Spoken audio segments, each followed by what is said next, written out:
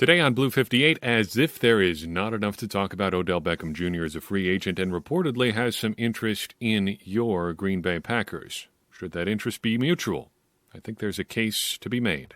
Blue 58! Hello and welcome to another episode of Blue 58, the one and only podcast of thepowersweep.com. I'm your host, John Meerdink. Very happy to be with you here for another episode. Things have been a little bit on the negative side in Green Bay lately. A little bit of internal turmoil, a little bit of, just the last couple of weeks we've talked about how previews have been unusual. It's been weird stuff going on between the COVID onset that happened in Arizona on a Thursday night game, no less, and everything that's gone on with Aaron Rodgers. Pretty much since then, it's been a little bit unusual. So let's add a little bit more unusualness to that. Odell Beckham Jr. is now a free agent. Released, actually not released, waived by the Cleveland Browns. If you know the difference, you know why I'm calling that out.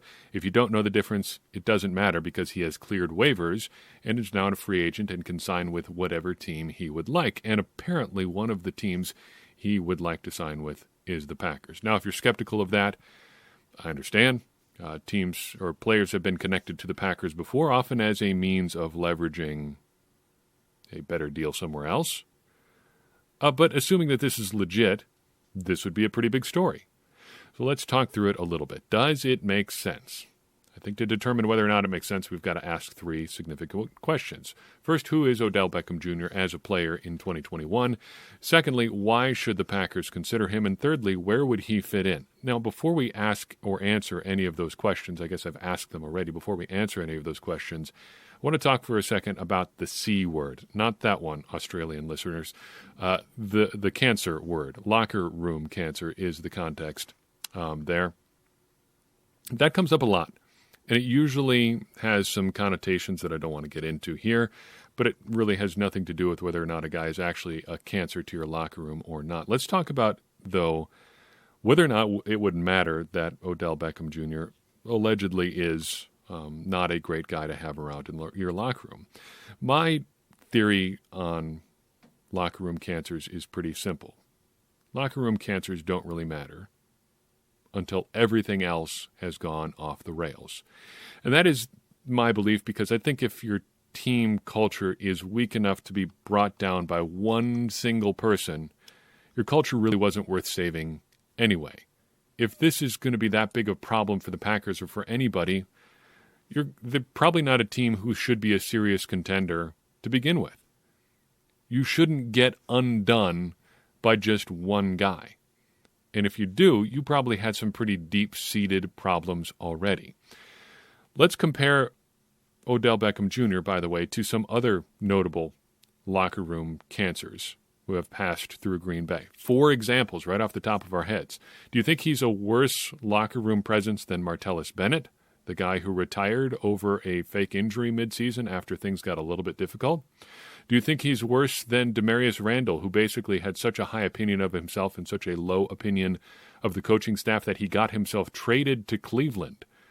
Do you think he's a worse locker room cancer than Josh Sitton, who was a high-end lineman, high enough end lineman that he signed with somebody immediately and started, but was such a rough presence to be around in Green Bay that the Packers, after trying to trade him, cut him for nothing? Do you think he's a worse locker room presence than Andre Rison, a guy who literally started fights on the football field? I mean, put it in a little bit of context and recognize that if there's problems with his locker room presence, there may have been bigger problems there already. So, returning to our questions. First, who is Odell Beckham Jr. in 2021? First and foremost, this is not peak Odell Beckham Jr., and it's worth wondering and worth arguing over whether or not he's ever been peak Odell since his rookie season. That year was his best year. 91 catches, 1,305 yards, and 12 touchdowns in 13 games. Not too shabby, young fella. That year, sixth in defense-adjusted yards above replacement from Football Outsiders, 9th in their DVOA metric, good and good. His Pro Football Focus grade for the season was 90.8. Again, very, very good. Has not reached those heights again. This year, in Cleveland through 6 games in which he appeared, that is. He had 17 catches for 232 yards and no touchdowns, while posting a career-low 50% catch rate. Some of that, of course, is out of his control. You can only do so much to get the ball thrown your way. His dad apparently would have some issues with how often it's coming his way and with how often Baker Mayfield decides to look his way, but those are not the Packers' problems. What would be the Packers' problem is his overall performance, and his overall performance is rated a 66.4 by Pro Football Focus.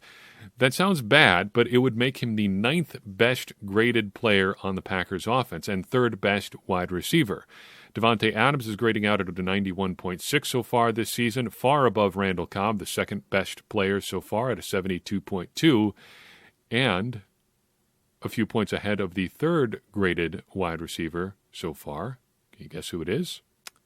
Amari Rodgers, 61.1. Marquez Valdes-Scantling doesn't have enough snaps to really qualify so far.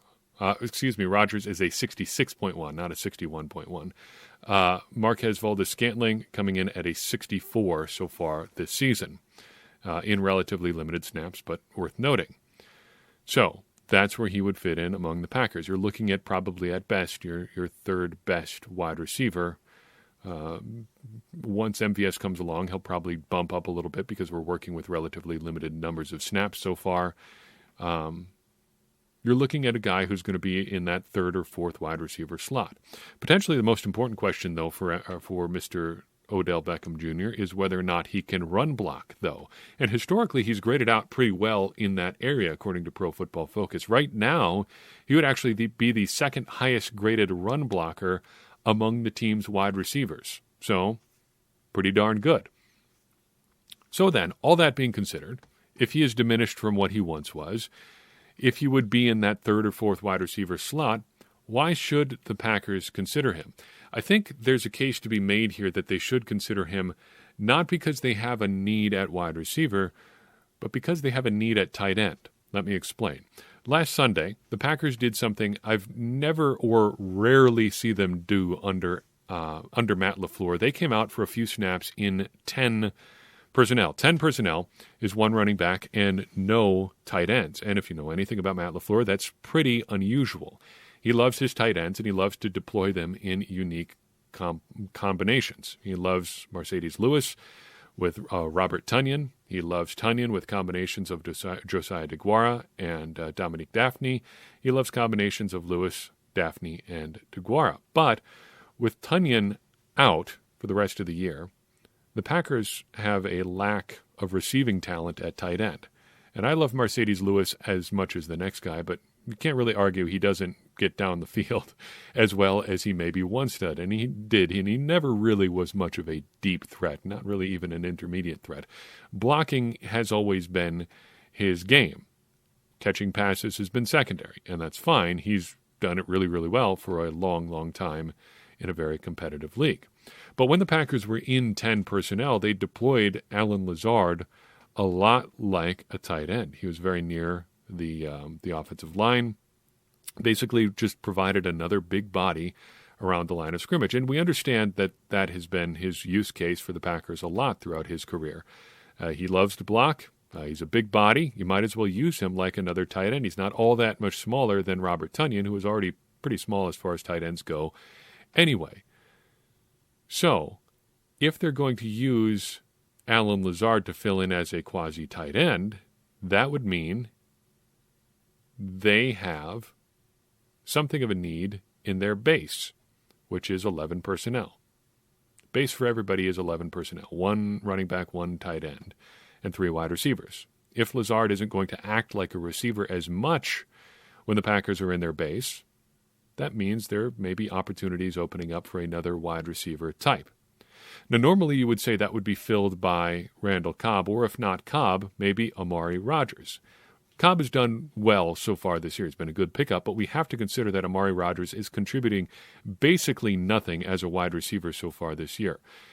With need at wide receiver the last 2 games, he's played a combined 16 snaps on offense, and all of them came in the Arizona game. He didn't play a single snap on offense against the Chiefs. And that is in a game where the Packers were running 4 wide receivers out in a formation consistently. That should be a little bit concerning and should speak a little bit to the need the Packers have there at receiver. So if the Packers have a slight need there, how does Odell Beckham Jr. fit in Green Bay? So let's consider that. 11 personnel, if that is the Packers' base, how do they fill that out if Odell Beckham Jr. is around? So you've got your one running back, your three wide receivers, your tight end. So Aaron Jones or A.J. Dillon are going to be your running back. You've got Devontae Adams, and when he's back and fully healthy, and there is reason to believe he's not fully healthy yet, Marquez Valdes-Scantling as your top two wide receivers. If Allen Lazard is your functional tight end, I think you can create some really interesting things if you're rotating Randall Cobb and Odell Beckham Jr. in situationally as your third wide receiver. So say you want to run some more jet sweep type stuff, well, I think Randall Cobb's your man there. If you want to run some more push the ball down the field type stuff, Odell Beckham Jr. might be there running, 10, 12-yard dig routes and things like that. That seems to be, based on the stuff that we've seen out of him in Cleveland so far this year, something he'd be very well suited to doing. More to that point, you can still rotate Randall Cobb in when you need him. And probably that's going to be on third downs because Cobb has been so reliable on third downs both this season and historically with Aaron Rodgers. He does a really great job of finding where he needs to be on that down and distance, getting first downs, moving the chains, helping the Packers there. That's my Odell Beckham Jr. case. If he doesn't end up in Green Bay, that's fine. This episode is just going to age like milk anyway, but hey, that's what podcasts are for. Get the takes out there and let's see what happens. I wanted to spend some time answering some questions today from a recent thing I published on Patreon. So patreon.com/thepowersweep is where you would see this. You do need to be a supporter to read it, but this is part of a larger piece, and this is something we've been doing every month there. And Ask Me Anything post. I take questions via our Discord server on whatever people have on their minds. And I just wanted to give you a sampling of a couple of those questions from the most recent post for November. We post one of these every month, and this month's is a doozy. 3,000 words worth of written answers to your questions. Had a lot of fun doing this and thought I'd share a couple answers here. So first question I wanted to take a look at was this one. Why do you think it is that some organizations are so consistently terrible over long periods of time? Think of the Jaguars, Jets, Lions, Washington football team, and so on. And as a follow-up to a possible answer about that, do you think that the garbage status, quote-unquote, of these organizations becomes a self-fulfilling prophecy even when they have tons of bright young talent in the building? They will always want to leave for a more premier team. I'm specifically thinking of all the coaches from Washington. Great question here. And those young questions, young coaches the questioner was asking about, harkens back to when the Washington football team, or the Redskins as they were called at the time, had Kyle Shanahan, Sean McVay, and Matt LaFleur all on staff together, and none of them ended up being the long-term head coach in Washington. I think it does become something of a self-fulfilling prophecy, and I think it's because there's very little turnover at one spot in some of these organizations. The common thread in a lot of perpetually bad teams in the NFL is ownership related. The only real way to become a good team in the NFL is to make a series of strong decisions and have those decisions pay off. Obviously, two parts there. You can make good decisions and still have bad outcomes, but making those good decisions is the first part of that equation there. So think back to when the Packers themselves kind of rose out of their decades-long doldrums. When did it start? Well, it started with Bob Harlan getting more power in the Packers organization. The board gave Harlan broad authority to do basically whatever he wanted, which would have been a bad choice if Harlan, the de facto owner, turned out to not be good at his job, but he was. And he used that power to hire Ron Wolf, which turns out to be about the best call he could have made, considering who else may have been considered there. So he hires Ron Wolf, and then Ron Wolf hires Mike Holmgren, trades for Brett Favre, signs Reggie White. You know the stories from there. But if you look at that, there's a long series of good decisions there. Sound decisions, things that were made with sight towards the future as well as the present, rather. But look at how many places there are where things could have derailed entirely. What if Ron Wolf was a bad general manager? What if Mike Holmgren didn't turn out to be a good head coach? What if Brett Favre didn't ever get it together on the field with all he was dealing with off the field? So those are good decisions, yes, but it does take a little bit of luck. And sometimes when you consistently go about making decisions in a bad way, your luck never really seems to change. There's a lot of, there is an element of luck to a lot of things, but you can kind of make your own luck too by putting yourself in a position to succeed. Second, these all trace back to Harlan. Again, the team's functional owner. If you've got a guy who is not good at making, sound decisions in that role, you're going to stay bad for a long time. Look at the Jacksonville Jaguars, just as a for instance. We don't know how Urban Meyer is going to work out for the Jaguars yet. Signs are not good, though.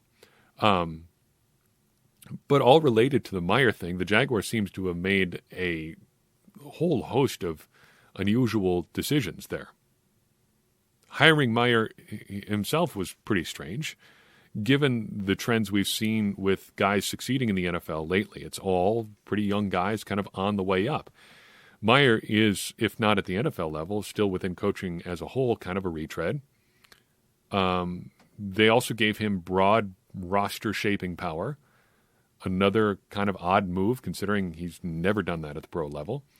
And then they stuck with him amidst this controversy that was entirely self-caused, saying, yeah, we're going to stand by him, he's going to change, whatever, despite the fact that they had a pretty substantial internal revolt among players, saying, we don't like this guy, we want to get rid of him. And the Jaguars said, no, we're going to stick with him. So you can see why, given the presence of consistent ownership with these franchises that are perpetually bad, how they stay bad. It's because one of the key decision makers isn't changing. I've heard this analogy recently about, some government officials too. Why do you keep ending up in the same bad scenarios again and again and again? Why does nothing ever change? Well, it's because the people making decisions don't change. And that is why I think a lot of these bad franchises stay bad for a long time.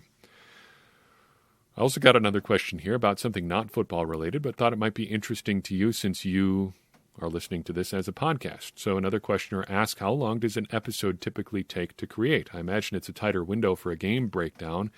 Is there any benefit on downloads to firing it out quickly? This is a good question, and I love talking about podcasting, so I'll answer it for you here, in addition to Patreon as well. So back when I was in college, my undergraduate degree is broadcasting and electronic media. Basically, that was the department's fancy name for radio journalism. That's why I went to this school that I did, and that's why I pursued the major that I did, because that's what I wanted to do. I wanted to be a radio news reporter, do some play-by-play stuff too.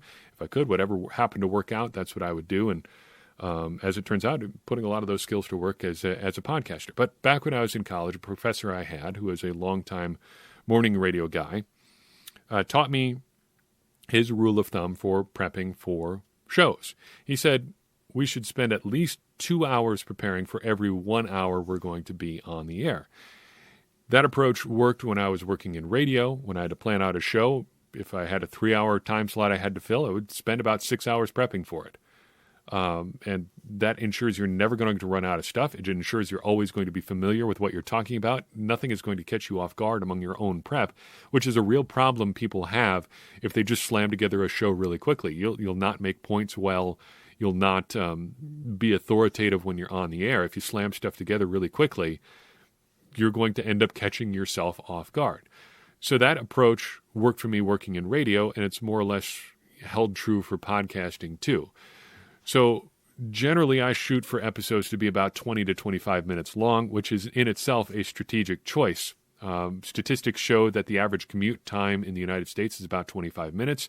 So I figure if anybody is listening to this on their way to work, we should shoot for that length for an episode, meaning you can get it in if you only have about 30 minutes to listen. Plus, I don't like it when people just sit around and talk for basically no reason just to fill out an episode. There are way too many podcasts that are an hour, hour and a half long when they don't have to be. So assuming that 25 minutes rounds up to about half an hour, that means I should be spending, by that rule of thumb, about an hour preparing for every episode. And then generally that's about the low-end time it takes as far as prepping an episode. Usually I spend probably an hour and a half preparing over the course of a couple days for a given episode. Obviously, that's a tighter window when we do post-game shows, and sometimes I don't hit the benchmark there. But when something is fresh in my mind, you don't necessarily have to prep quite as much. You just want to write down a few bullet points and go. But even then, it's usually about an hour of prep before I sit down and record a post-game show. There is a benefit I've found to getting things out quickly, but it does vary a little bit too. It's mostly like the first 24 hours or so after a game. I haven't noticed a big benefit in getting it out really quickly after a game. So say there's a noon kickoff.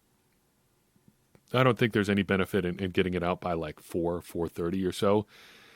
The biggest thing that I have found that's important is having something for people to listen to the morning after a game. So as long as I can make sure there's something out, if it's a Sunday game, by Monday morning when people are getting up and going to work, that is when I see the biggest download benefit. So just make sure that people have something when they are ready to listen, not so much when I am ready to release that episode, just when they are ready to listen. Again, you can hear, or rather read, all of these questions at patreon.com/thepowersweep. Wanted to take a second to shout out 3 Patreon supporters there. David Dubois, Adam Carruthers, and Luke Woodford, all faithful Patreon supporters. Thank you, each of you, for your support. And for anybody who's considering supporting as well, you'll get a shout out eventually too. And gives you an opportunity to read that content, be a part of our Discord server, and hang out and talk with other like-minded Packers fans. It's a good time. Final thing I wanted to talk about today was just some stuff that's going well. So as you know, we recently added baby number 2 to our family, which meant that I was on paternity leave for a while, which meant that I did not have quite as much time in my daily life to compile some of the advanced stats that we track at thepowersweep.com. Well, recently I've been catching up on that and have noticed a few things that I thought I would bring to your attention that are going well with the Packers. Just some bullet point stuff here really quickly. These are all things you can observe for yourself at thepowersweep.com, but thought I would call these out as well for your listening pleasure here. These range across all the stats that we track at thepowersweep.com, so go over there and check them out at your leisure as well, but thought I would bring a couple of them to your attention. First, through 9 games, 8 I guess for him since he didn't play this past Sunday, or 2 games ago, you get it. Davante Adams has recorded 18 explosive plays. That is a run of 12 yards or more or a catch of 16 yards or more.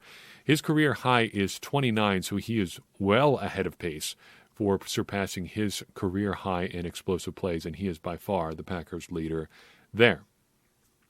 Rashawn Gary has a career high in his pressure rate, 16.2% so far, and he has improved each and every year so far. Dean Lowry, tracking his total pressures, already has 20 on the season so far. 29 is his career high. And continuing to speak of Dean Lowry, he had a 4-game streak so far this year with at least one ball hawk. Ball hawks are plays that are made on the ball, passes defense to interceptions, forced fumbles, or sacks. Dean Lowry, Big Dean, if you ask Rashawn Gary, had a 4-game stretch with at least one ball hawk. Some of those sacks, some of those were passes defense. He's always been good at jumping up and deflecting the passes, but he had 4 games in a row where he made a noteworthy play on the ball.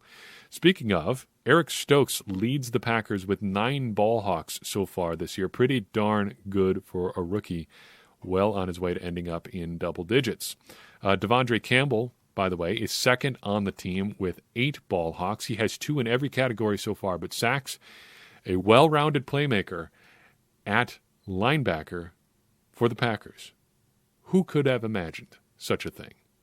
Back to the pass rush, Kenny Clark is playing big so far this year. Production ratio, one of those metrics that we track, basically dividing sacks and tackles for loss by the amount of games played. If you're at an elite level, you should be at a 1 or a higher. Maybe not elite, that's probably too strong a word, but at a very good level, you should be at 1 or higher. It's rare to see an interior defensive lineman hit that figure, but he is right smack dab on 1.0 in terms of that ratio for the year. The second highest mark of his career so far, and a big part of that is his 6 tackles for loss. Kenny Clark is having a great season so far. He's also posted the 3rd highest pressure rate of his career, getting pressures on 10.69% of his pass rushes through 9 games this year. Finally, I thought I'd finish with newcomer Whitney Merciless. his pressure rate is also in double digits, 10.7% so far this year. That is his first time in double digits since 2018. Well, as you'll notice, we have hit the 25-minute mark, which means that if you're an average commuter in the United States, you have arrived at work just about now. Have a great day wherever you are. And if you enjoyed this episode, I would encourage you to share it with somebody you think would enjoy it as well. It's going to help more people find the show and get more people involved in this conversation we're having around the Green Bay Packers, and ultimately help all of us, me included, become smarter Packers fans. And as I always say, smarter Packers fans are better Packers fans, and better Packers fans are what we all want to be. I'm your host, John Meerdink. We'll see you next time on Blue 58.